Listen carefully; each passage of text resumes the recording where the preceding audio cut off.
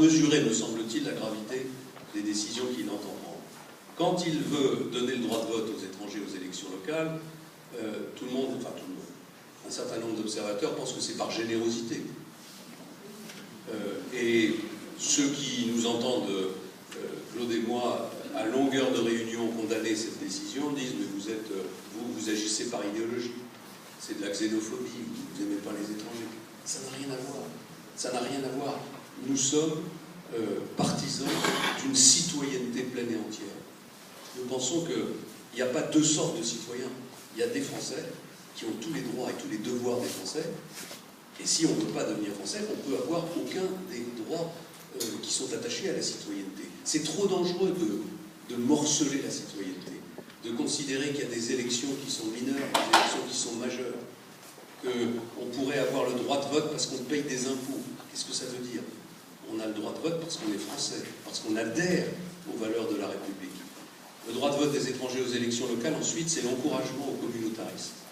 Or, le communautarisme, c'est une des menaces qui pèse sur cette unité nationale, parce que c'est le contraire de tout le schéma, de tout l'esprit qui a présidé à la construction de la République.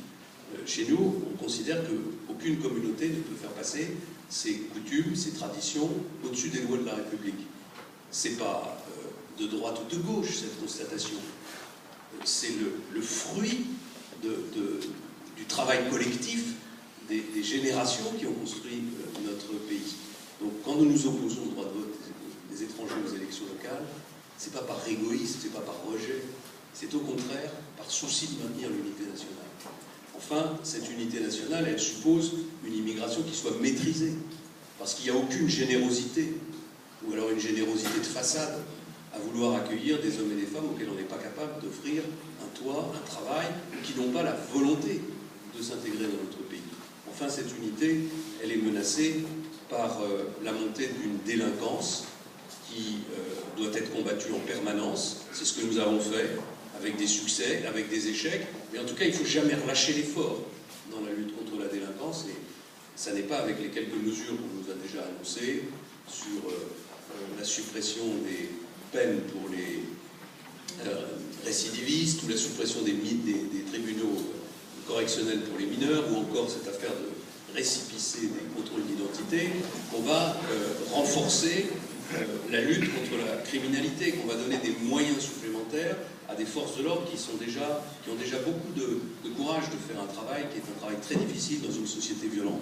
Voilà, vous voyez donc c'est une élection législative avec des enjeux qui sont des enjeux extrêmement forts. Il faut des hommes et des femmes de caractère à l'Assemblée nationale pour s'opposer à la mise en œuvre de ce projet et pour continuer la modernisation de notre pays. Claude Goasguen est un de ceux-là. Je dirais même qu'il est, s'agissant du courage et de la capacité à affirmer ses convictions, au tout premier rang de ceux-là. Et donc je vous demande de lui apporter tout votre soutien.